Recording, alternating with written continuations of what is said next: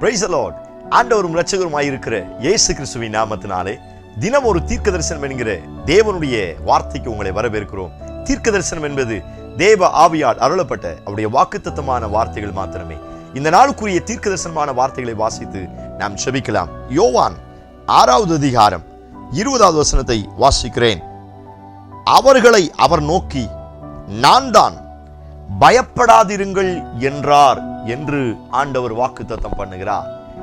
இந்த நாளுக்கு தேவன் கொடுக்கிற தீர்க்க தரிசனமான ரேமா வார்த்தை, பயப்படாதிருங்கள்.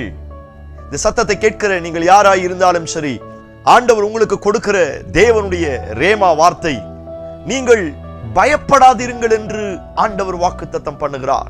இந்த வார்த்தையை ஆமென் சொல்லி ரிசீவ் பண்ணுங்க. இன்றைக்கும் நம்முடைய வாழ்க்கையில் இந்த பயம் நம்மை ஆளுகை செய்கிறது. இந்த பயம் நம்மை வியாதிக்கு நேரே கொண்டு செல்கிறது. இந்த பயம் நம்மை மரணத்திற்கு நேரே கொண்டு போகிறது. இந்த பயம் நம்மை அவிசுவாசத்திற்கு நேரே கொண்டு போகிறது. ஸ்தோத்திரம். பயத்தினால் அநேக நன்மைகளை இழந்து விடுகிறோம். பயத்தில் எடுக்கிற முடிவு அநேக நேரத்தில் பெரிய நஷ்டத்திற்கு நம்மை அழைத்து கொண்டு போய் விடுகிறது. ஸ்தோத்திரம். இந்த சத்தத்தை கேட்கிற உங்களை பார்த்து ஆண்டவர் சொல்கிறார், பயப்படாதிருங்கள். ஹல்லேலூயா. பயப்படாதிருங்கள். மறுபடியும் புதிய ஏற்பாடு பழைய ஏற்பாடு மறுபடியும் சொல்லுகிற வார்த்தை, பயப்படாதிருங்கள்.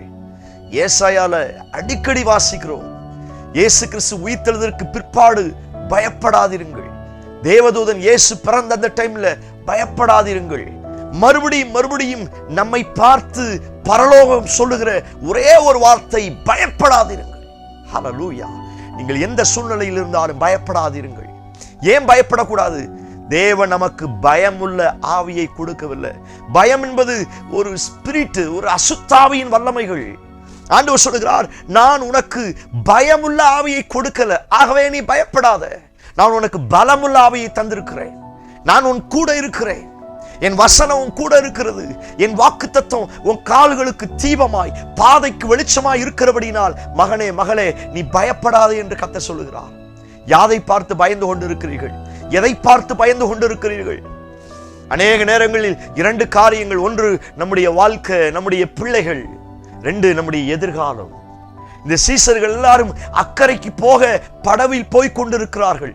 அவர்கள் படகில் போய் கொண்டிருக்கும் பொழுது கடல் கொந்தளிக்க ஆரம்பிக்கிறது. அவர்கள் தண்டு வலித்து எப்படியாவது கரை சேர்ந்துடலான்னு பார்க்கறாங்க, முடியல. அந்த அலையும் பெரும் காற்றும் கொந்தளிக்கிறது. அதை பார்த்து பயப்படுறாங்க. இயேசு தூரத்தில் நடந்து வருகிறார் கடலின் மேல். அதையும் பார்த்து பயப்படார்கள். ஆண்டவர் சொன்னார், பயப்படாதுங்க, நான் வந்திருக்கிறேன், நீங்க பயப்படாதீங்க. இந்த வார்த்தையை கேட்கிற உங்களுக்கு இந்த வார்த்தையை தீர்க்க தரிசனமாய் ஆண்டவர் சொல்லுகிறார். எப்பொழுதெல்லாம் காற்று அடிக்கிறதோ, எப்பொழுதெல்லாம் கடல் கொந்தளிக்கிறதோ, அந்த டைம்ல என்னை காப்பாற்றுவதற்கு எந்த சூழ்நிலையாய் இருந்தாலும் இயேசு நடந்து வர வல்லமையுள்ளவராய் இருக்கிறார். ஹல்லேலூயா. நான் கலங்கும் போதெல்லாம், நான் கண்ணீர் விடும் போதெல்லாம், நான் பயந்து திகைக்கும் போதெல்லாம் அவர் சொல்லுகிற ஒரே ஒரு வார்த்தை, நான் தான், பயப்படாதீங்க. நான் வந்துட்டேல, பயப்படாதீங்க. அதனுடைய அர்த்தம் தான், நான் வந்துட்டேல, நீங்க பயப்படாதீங்க. ஏன்னா அவர் கொந்தளிப்பை அமர்த்துகிற கர்த்தர். காற்றும் கடலும் அவர் சத்தத்திற்கு கீழ்ப்படிந்து அமைதலாயிற்றே. எதிர்கால வாழ்க்கையில தண்டு வலிக்க முடியலையா? நான் எவ்வளவுதான் போராடி தண்டு வலிச்சாலும் இந்த கொந்தளிப்பும் இந்த அலையும் என்னை அதிகமாய் பாரப்படுத்துது. வேதனைப்படுறீங்களா? உங்க எதிர்கால படகுல இயேசு இன்றைக்கு ஏறப்போகிறார். இயேசு சொல்லுகிறார், உன் எதிர்காலத்தை குறித்து, அக்கறை குறித்து கவலைப்படாதிருங்கள். நாளை தினத்திற்காய் கவலைப்படாதிருங்கள், பயப்படாதிருங்கள். நான் உன் கூட இருக்கிறேன். பயப்படாதே, திகையாதே, நான் உன் தேவன். நீ தண்ணீரை கடக்கும் போது நான் இருப்பேன், அக்கினியில் நடக்கும் பொழுது இருப்பேன், உன்னை விட்டு நான் போகவே மாட்டேன். நான் தான், பயப்படாதிருங்கள். ஹல்லேலூயா. பிள்ளைகள் நினைச்சு ரொம்ப பயப்படுறீங்களா? ஆண்டவர் சொல்லுகிறார், பயப்படாதிருங்கள். சரீர வியாதியை நினைச்சு ரொம்ப பயப்படுறீங்களா? ஆண்டவர் சொல்லுகிறார், பயப்படாதிருங்கள்.